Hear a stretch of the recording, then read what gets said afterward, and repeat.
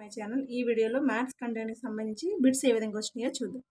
x+2 whole square plus 1/x+2 equal to 3 అయినా x+2 whole power 6 plus 1/x+2 whole cube equal to విలువ ఎంత అన్నారు.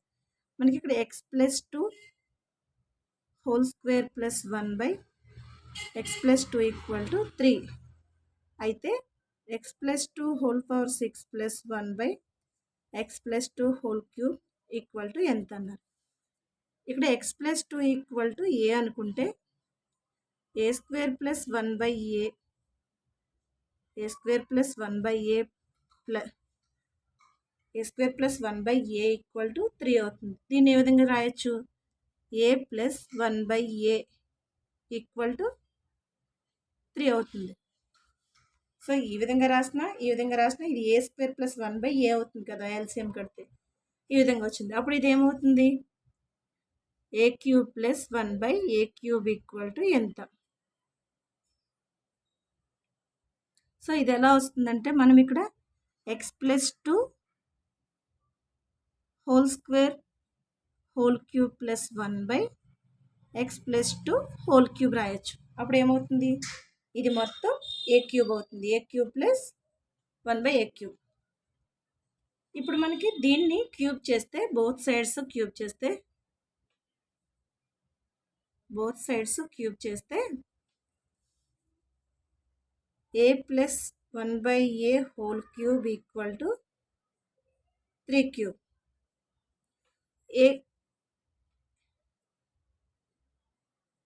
a plus b whole cube formula ఏంటి, a cube plus b cube plus 3ab into a plus b. So ఈ ఫార్ములాని substitute చేస్తే మనకి ఇదేమొస్తుంది, a cube plus 1/a cube plus 3 into a into 1/a into a plus 1/a equal to 3 cube అంటే ఎంత, 3 into 3 into 3, 3 3 జర్ 9, 9 3 జర్ 27 వచ్చింది. వచ్చిన తర్వాత మనకి ఇక్కడ ఏ క్యాన్సిల్ అవుతుంది. a cube plus 1/a cube plus a plus 1/a అంటే ఎంత మనకి 3 కదా, 3 into 3 equal to 27. a cube plus 1/a cube plus 9 equal to 27. So ఇది ఇక్కడ నుంచి ఈ 9ని తీసుకొస్తే a cube plus 1/a cube equal to 27 minus 9. 27 నుంచి 9 తీస్తే మనకి 18 వస్తుంది. a cube plus 1/a cube equal to 18 వచ్చింది. సో దీని వాల్యూ వచ్చింది. దీని వాల్యూ అంటే ఏంటి, ఈ వాల్యూ వచ్చింది. మనకి ఆన్సర్ ఎంత, 18. ఆప్షన్ 2 అనేది కరెక్ట్. ఒకసారి మళ్ళీ ఎక్స్ప్లెయిన్ చేస్తాం. x+2 whole square plus 1/x+2 equal to 3 అయినా x+2 whole power 6 plus 1/x+2 whole cube equal to విలువ ఎంత అన్నారు. మనకి x+2ని ఏ కింద తీసుకుంటే ఇక్కడ ఏమవుతుంది, x+2 అనేది a కాబట్టి a స్క్వేర్ ప్లస్ 1/a అవుతుంది. దీన్ని ఎలా సెపరేట్ చేయొచ్చు, a plus 1/a equal to 3 కింద రాయొచ్చు. దీన్ని ఈ విధంగా రాసినప్పుడు మనం దీన్ని ఎలా రాయొచ్చు, x+2 whole square whole cube plus 1/x+2 whole cube. So ఇది ఏమవుతుంది, దీని value a cube by 1/a cube. So ఇది ఇంకా క్లియర్గా తెలియాలంటే మీకు x+2 వాల్యూ ఎంత అనుకున్నాం, a అనుకున్నాం. a power 6 plus 1/a cube కదా. సో దీన్ని ఏ విధంగా రాయొచ్చు మనం, a power 6/a cube plus 1/a cube. ఇప్పుడు ఏమవుతుంది, ఈ 3 ఇందులో 3 టైమ్స్ అంటే a cube plus 1/a cube అవుతుంది. సో అదే వచ్చింది. ఇక్కడ ఈ విధంగా సెపరేట్ చేసుకుని రాసుకున్నాం, అదే వస్తుంది. వచ్చిన తర్వాత మనకి a స్క్వేర్ ప్లస్ 1/a వచ్చింది, ఈక్వల్ టు 3 వచ్చింది. ఇక్కడ a ప్లస్ దీన్ని ఏ విధంగా రాయొచ్చు, సో ఇక్కడ ఎలా చేశానో ఇక్కడ అలాగ వస్తుంది. a plus 1/a equal to 3 అవుతుంది. క్యూబ్ చేస్తే a plus 1/a whole cube equal to 3 cube. దీన్ని సింప్లిఫై చేస్తే మనకి ఆన్సర్ అనేది వస్తుంది. a cube plus 1/a cube equal to 18. So దీన్ని ఏ విధంగా రాయొచ్చు, x+2 whole power 6 plus 1/a X plus 2 whole cube equal to 18. So answer ఇది. Next 3 సెంటీమీటర్లు 4 సెంటీమీటర్లు 5 సెంటీమీటర్లు భుజాలుగా గల త్రిభుజానికి గీయబడిన పరివృత్త పరిధి సెంటీమీటర్లో ఎంత అన్నారు. పరివృత్త పరిధి అంటే త్రిభుజంలో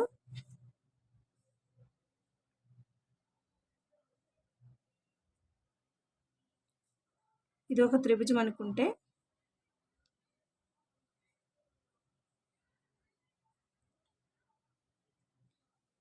ఇది పరివృత్తం. మనకి ఇది 3 సెంటీమీటర్లు 4 సెంటీమీటర్లు 5 సెంటీమీటర్లు అంటే ఈ పైథాగోరియన్ త్రికాలు కాబట్టి ఇది లంబకోణ త్రిభుజం అవుతుంది. ఇలా పరివృత్త పరిధి ఎంత అన్నారు. పరివృత్త పరిధి అంటే మనకి ఇక్కడ త్రిభుజం యొక్క వైశాల్యం ఎంత అవుతుంది, ఏ ఈక్వల్ టు హాఫ్ BH కదా. సో భూమి హాఫ్ ఇంటూ భూమి అంటే ఎంత 4 ఇంటూ ఎత్తు 3. సో ఇది చేస్తే 6 వచ్చింది. ఏ వాల్యూ 6 వచ్చింది. మనకి వృత్త పరిధికి ఫార్ములా ఏంటి,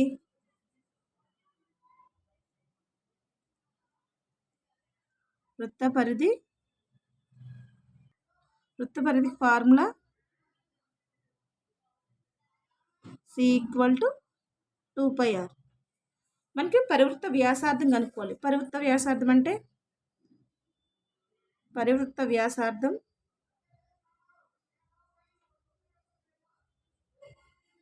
R equal to ABC by 4A. So A అంటే త్రిభుజ వైశాల్యం, ABC అంటే మనకి 3 ఇంటూ 4 ఇంటూ 5 బై 4 ఇంటూ 6 వచ్చింది. ఈ 4 క్యాన్సిల్ అవుతుంది, ఇది ఇందులో 2 టైమ్స్ క్యాన్సిల్ అవుతుంది. సో పరివృత్త వ్యాసార్థం ఎంత వచ్చింది మనకి R ఈక్వల్ టు 5/2 వచ్చింది. అప్పుడు ఏమవుతుంది, ఇది పరివృత్త పరిధి కాబట్టి క్యాపిటల్ R వస్తుంది. సో వృత్త పరిధి C ఈక్వల్ టు 2πr.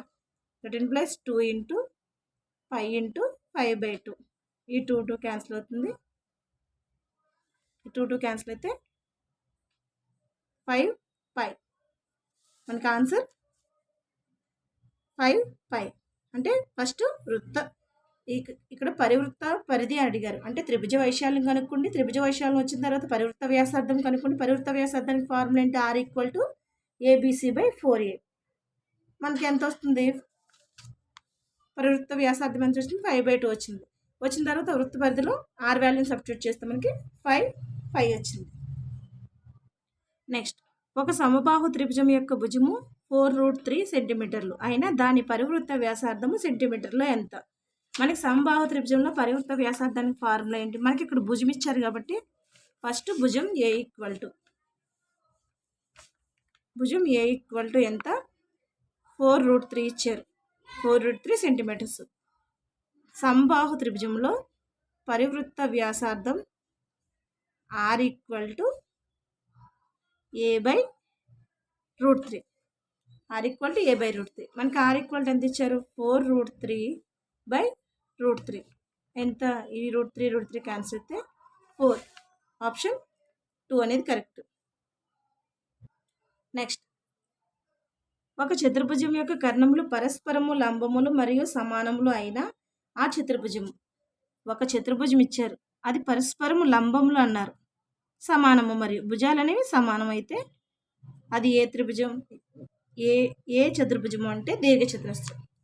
4 భుజాలు సమానంగా ఉంటాయి, ఒక్కొక్కటి కోణం వచ్చి 90 డిగ్రీలు ఉంటుంది. చతురస్రం. ఒక చతుర్భుజం యొక్క కర్ణములు పరస్పరం లంబములు మరియు సమానములు అయితే ఆ చతుర్భుజము చతురస్రం. నెక్స్ట్ ABC త్రిభుజంలో గీయబడిన అంతర్వృత్తము ABBC ACలను DEFల వద్ద తాకుచున్నది. BD ఈక్వల్ టు 5 సెంటీమీటర్లు, CE ఈక్వల్ టు 6 సెంటీమీటర్లు మరియు AF ఈక్వల్ టు 7 సెంటీమీటర్లు అయిన ఆ త్రిభుజం చుట్టుకొలత. మనకి ఇక్కడ ABC అనేది ఒక త్రిభుజం ఇచ్చారు.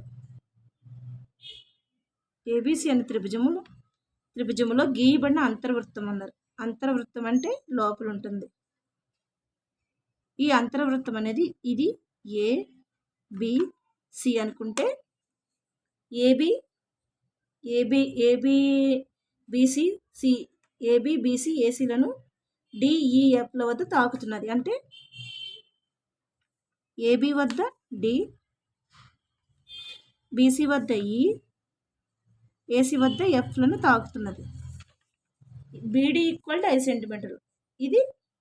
ఇదంతా 5 సెంటీమీటర్లు. సిఈ ఈక్వల్ టు 6 సెంటీమీటర్లు. సిఈ ఈక్వల్ టు 6 సెంటీమీటర్లు. ఏఎఫ్ ఈక్వల్ టు 7 సెంటీమీటర్లు. సో ఈ విధంగా ఇచ్చారు. అయితే ఆ త్రిభుజం చుట్టుకొలత, ఈ త్రిభుజం యొక్క చుట్టుకొలత ఎంత అన్నారు. మనకి అంతర్వృత్తం, త్రిభుజంలో అంతర్వృత్తం ఏర్పడినప్పుడు ఈ భుజం ఎంత ఉంటుందో ఈ భుజం కూడా అంతే ఉంటుంది. ఇది 7 అంటే ఇది 7 అవుతుంది. ఇది 5 అయితే ఇది 5 అవుతుంది. ఇది 6 అయితే ఇక్కడ 6 అవుతుంది. ఇది సమానంగా ఉంటుంది. ఇక్కడ ఉన్నది సమానంగా ఉంటుంది. సో అప్పుడు ఏమవుతుంది, 7 + 6 అంటే 13, 6 + 5 అంటే 11, 7 + 5 అంటే 12 అవుతుంది. సో అప్పుడు ఈ త్రిభుజం యొక్క చుట్టుకొలత ఏమవుతుంది, 13 + 11 + 12 ఎంత, 6, 36. అంటే ఆ త్రిభుజం యొక్క చుట్టుకొలత ఎంత, 36. ఆప్షన్ 3 అనేది కరెక్ట్. Thank you. ఈ వీడియో కనుక నచ్చితే లైక్ చేసి సబ్స్క్రైబ్ చేయండి, వీలైతే షేర్ చేయండి.